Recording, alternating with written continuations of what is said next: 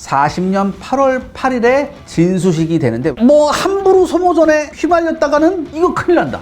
야마토 호텔이라고 해서 아주 비아냥거렸다. USS 스케이트가 어뢰를 발사합니다. 강판과 광판을 리벳 볼트 접합을 했어요. 이 틈새로 무려 3,000톤에 달하는 해수가 유입이 됩니다. 엄청난 해수가 간신히 돌아가요.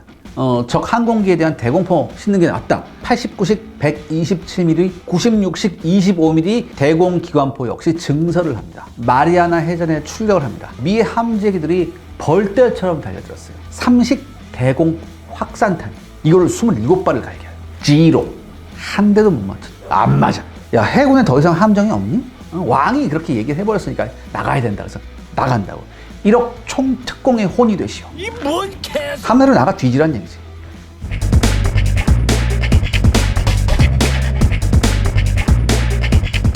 그럼 이제 세계 최대 네. 전함을 갖고 예. 거의 그 완전 끝장을 보러 간 거예요. 예, 끝장 보러 갔는데. 미군은 그러면 그렇죠.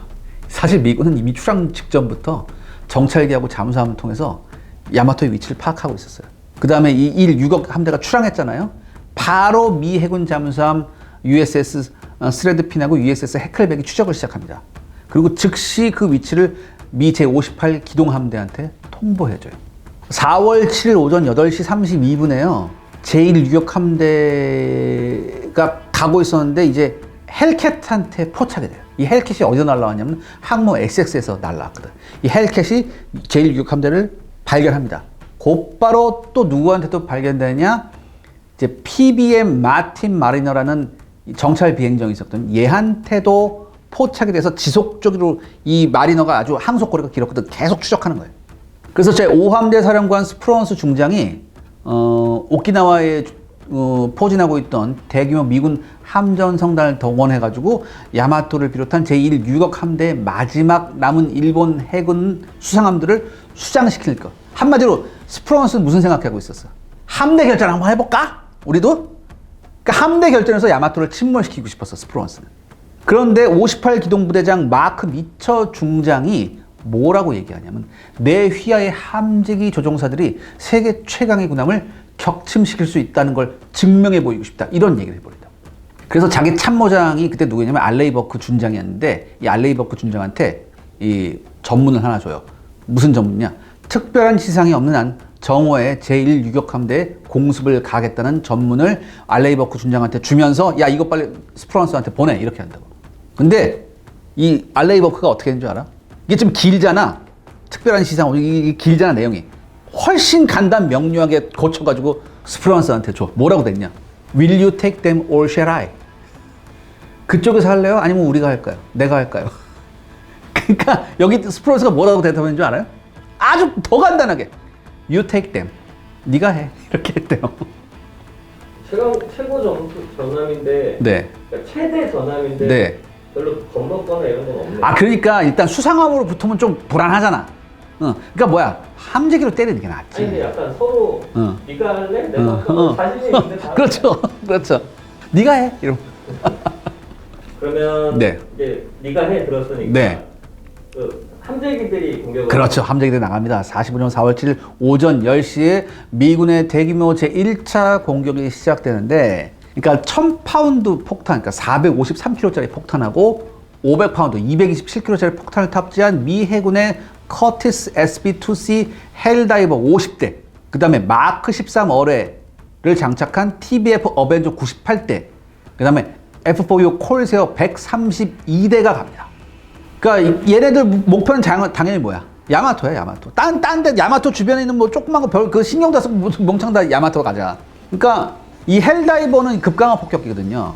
그러니까 얘가 임무가 뭐냐면은 이제 급강화 폭격을 하는 건데 원래 급강화 폭격을 배에다가 하려면 보통 철갑탄 싣거든.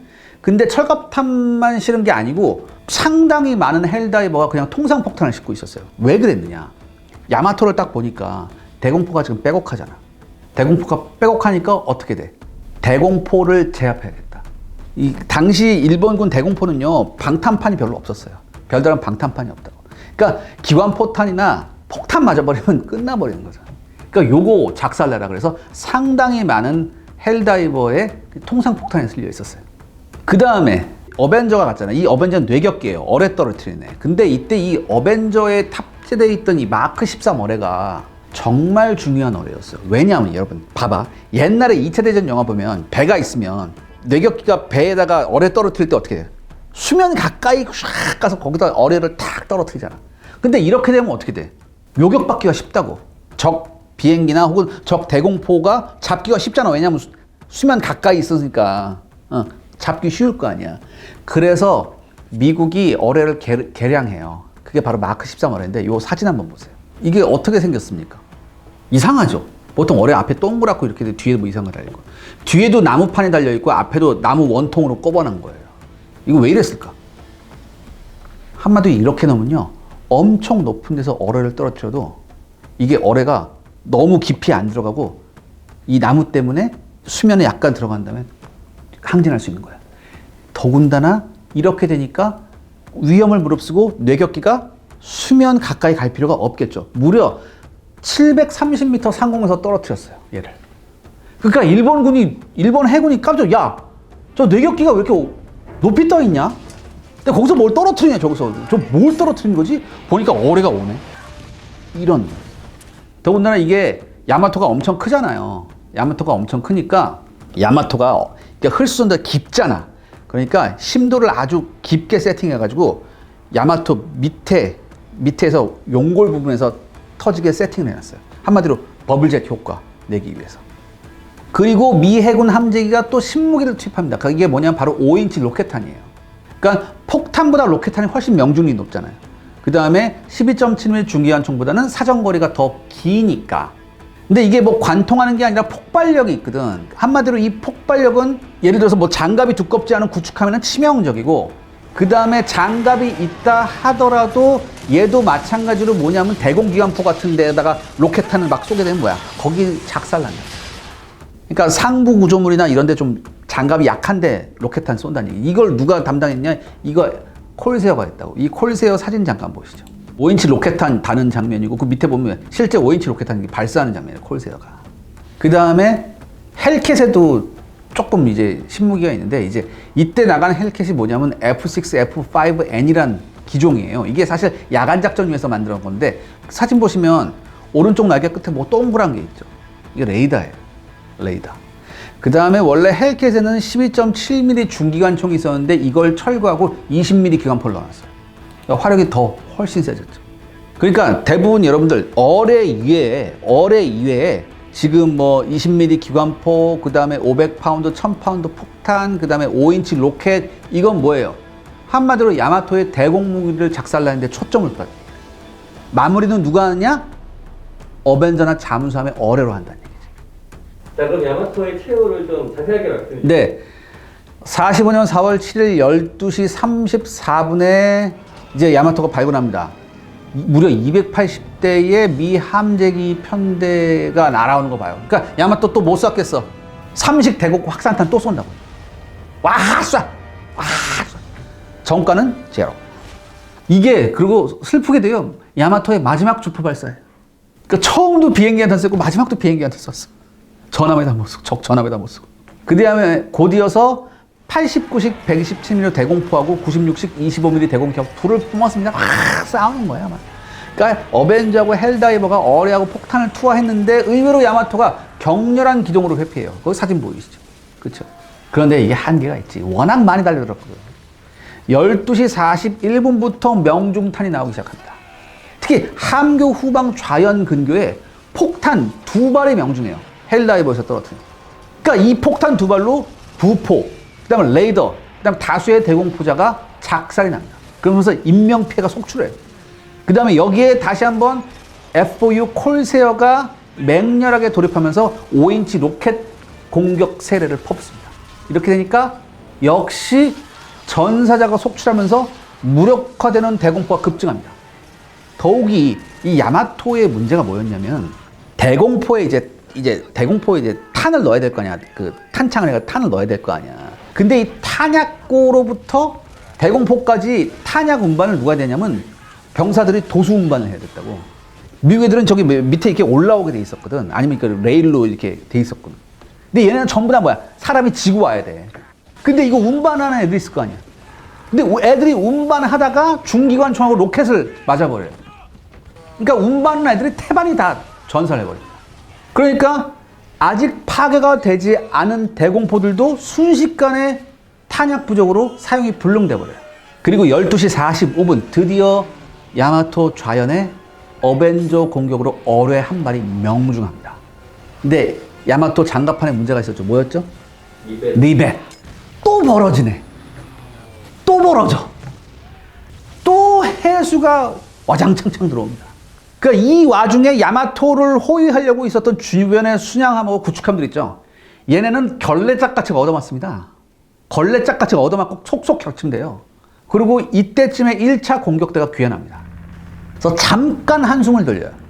잠깐 한숨을 돌렸는데 13시 30분 이제 2파 공격대가 옵니다. 106대가 와요. 지금 야마토가 뭐예요? 1차 공격으로 대공화막이 작살났잖아요. 거의 대처를 못해요. 거의 대처 못하고 결국에 어벤져에서 투하된 어뢰 3발이 다시 한번 좌연 중앙에 장렬합니다. 또 강판이 벌어지면서 해수가 유입돼요. 그러니까 13시 38분에 선체가 좌측으로 15도가량 기울어집니다. 그러니까 응급복구반이 서둘러서 우연의 해수를 유입시켜서 가까스로 선체를 원상회복시켜요. 근데 하필이면 이때 2발의 어뢰가 다시 명중해요. 그래서 그 배 밑에 선저에서 침수 방제 작업을 하던 응급복구반 인원들을 날려버린다. 이 2발의 어뢰가. 이렇게 되니까 야마토는 사실상 데미지 컨트롤이 불가능한 상태로 돼요. 그리고 속도가 원래 야마토가 거의 30노트 가까이 나오거든. 27노트 이상. 속도가 18노트로 급감합니다. 그리고 13시 45분에 다시 선체가 좌측으로 기울기 시작해요. 그리고 13시 56분 헬다이버 편대가 달려듭니다. 그래서 연돌 양측에 1000파운드 폭탄 3발을 투하해서 모두 명중해요. 그나마 남아있던 대공포자들이 깨끗하게 정리가 된다. 이렇게 돼서. 대공포 인원 전부 다 날아가 버려요. 그리고 14시 3분이 됐습니다. 완전히 야마토가 복원력을 상실해서 좌측으로 기울기 시작합니다. 그러니까 우측에 그럼 다시 물 채우면 되냐? 이미 우측 주수 구획은 만재 상태예요. 그러니까 안 되는 거예요. 그러니까 함장 고사쿠 대자가 우연 쪽에 위치한 기관실하고 보일러실을 침수시키라는 명령을 해요. 한마디로 기관실하고 보일러실에다 물을 넣어서 균형을 맞추자. 근데 문제가 뭐냐? 이 구역에 약 300명의 승조원들이 있었어요. 그러면 야 너네들 빨리 나와. 원래 배는 다 통신 시설 있잖아. 그럼 야 너네들 빨리 나와. 이거 해야 되는데 야마토가 일단 만신창이었거든요. 그러니까 통신 시설도 다 박살나는 상태예요. 그러니까 아무런 대피 통보도 없이 해수가 유입되고 300명이 전원 익사합니다. 여기서. 그런데 아무튼 선체 복원에 성공을 해요. 근데 14시 07분에 이번엔 우연의 어뢰가 명중합니다. 그래서 우연에 다시 해수가 유입돼요. 그리고 5분 후에 좌연 선체 후부에 다시 어뢰 2발이 또 명중을 합니다. 이렇게 되니까 야마토는 속도가 12노트로 떨어져요. 그리고 좌현으로 6도가량 기울기 시작합니다. 이젠 조타도 불능해요. 조타가 말을 안 들어요. 그래서 야마토가 계속 좌측으로만 돌고 있어요. 똑바로 못 나가고 계속 좌측으로 돌고 있는 상태. 그리고 지금 폭탄하고 뭐 다 얻어맞았잖아. 함내 화재가 걷잡을 수 없어요. 그래서 이때는 선체 전체로 화재가 번집니다. 그러니까 도저히 배를 살릴 방법이 없게 되죠. 그래서 함장 고사쿠 대자가 퇴함을 명령합니다.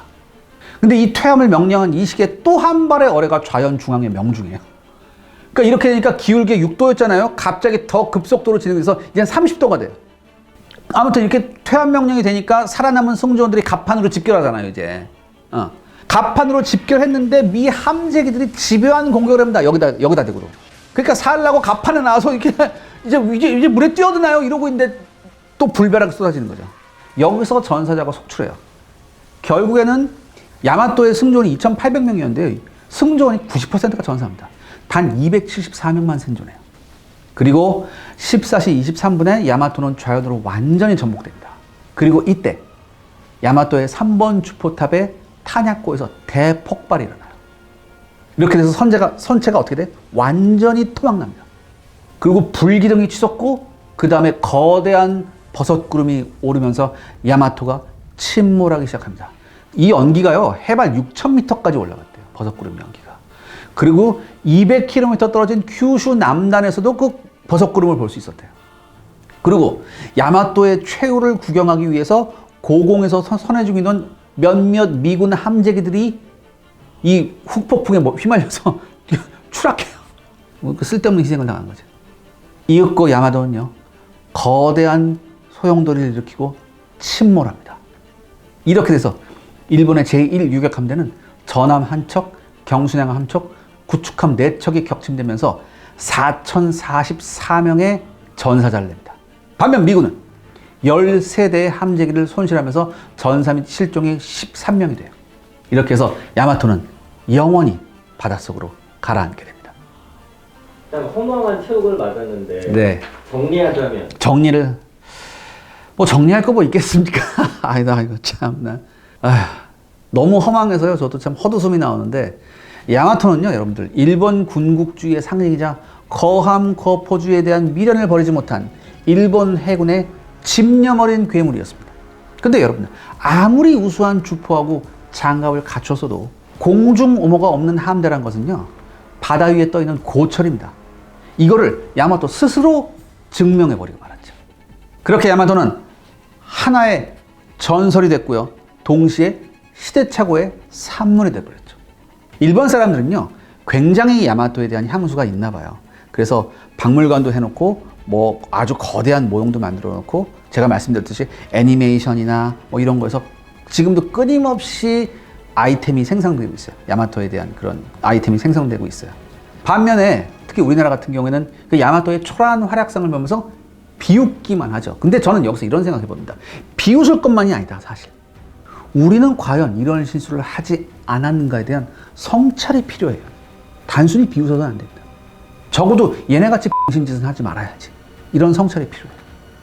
여러분, 항상 최선의 결과보단 최악의 결과에서 배울 게 훨씬 많습니다. 여러분, 이 점을 꼭 기억해 주시기 바랍니다.